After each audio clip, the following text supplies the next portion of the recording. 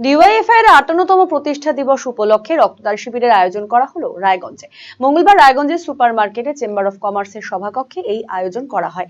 বেশ কিছু মানুষ, বিশেষ করে তরুণ প্রজন্মের ছেলেমেয়েরা এদিন স্বেচ্ছায় রক্তদান করেন। সকলকে এভাবেই রক্তদানে এগিয়ে আসার আহ্বান জানিয়েছেন সংগঠনের জেলা সম্পাদক ইন্দ্রজিৎ বর্মন। তিনি জানিয়েছেন, একই দিনে রায়গঞ্জ এবং ইসলামপুর দুই মহকুমাতেই এই উদ্যোগ নেওয়া হয়েছে। দুই জায়গা মিলিয়ে প্রায় ১৫০ শতাধিক রক্তদাতা রক্ত দিচ্ছেন। ইন্দ্রবাবু, আজকে কি কর্মসূচি নিয়েছেন আপনারা? আজকে মূলত স্বেচ্ছায় রক্তদান শিবির, কারণ ডিওয়াইএফ, তার পরবর্তী সময় ডিওয়াইএফআই,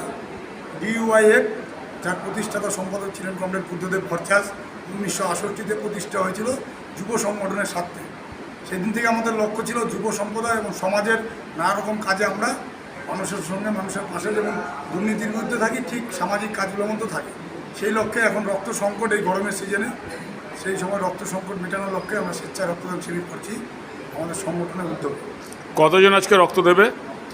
আমরা অ্যাকচুয়ালি আমাদের জেলা কমিটি 9টা ব্লক, এই 9টা ব্লকের মধ্যে দুটো সাব ডিভিশন, একটা ইসলামপুর, একটা রায়গঞ্জ, দুই সাব ডিভিশনেই আজকে রক্তদান শিবির হচ্ছে, রায়গঞ্জ এবং ইসলামপুরে। দুই জায়গায় মিলিয়ে আমাদের লক্ষ্যমাত্রা আছে প্রায় 150 রক্তজন রক্ত দেবে। আপনারা জানেন যে এই সময়কালে আমরাই একমাত্র সংগঠন যারা ধারাবাহিক প্রতি মাসে ক্যালেন্ডার প্রকাশ করে আমরা রক্ত দিয়ে থাকি। কারণ আমরা দেখেছি অতীতে একটা শাসক দল, বর্তমানে শাসক দল, নতুন শাসক দল এসেছে।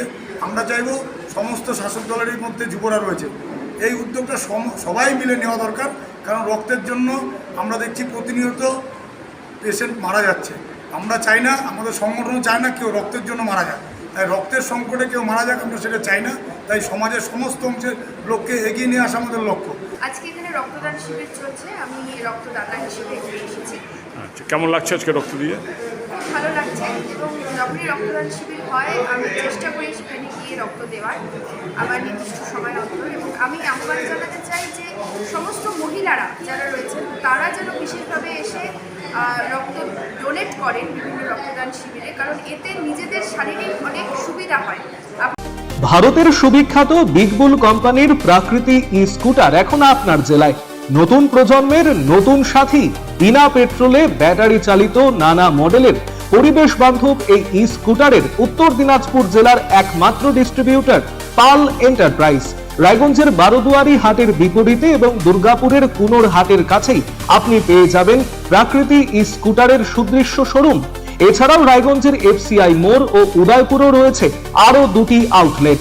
ন্যূনতম মাত্র ৪৫,০০০ টাকাতেই আপনি পেয়ে যাবেন আপনার প্রিয় ই স্কুটার। তাই আজই আপনার পছন্দের ই স্কুটার ক্রয় কিংবা ডিলারশিপের জন্য যোগাযোগ করুন। বিকেলে কিছু ফ্রেন্ডসরা আসছে, তো বিকেলে খাবারটা একটু এক্সট্রা। আজকাল মার্কেটে কিচ্ছু এক্সট্রা পাওয়া যায় না। কে বললো?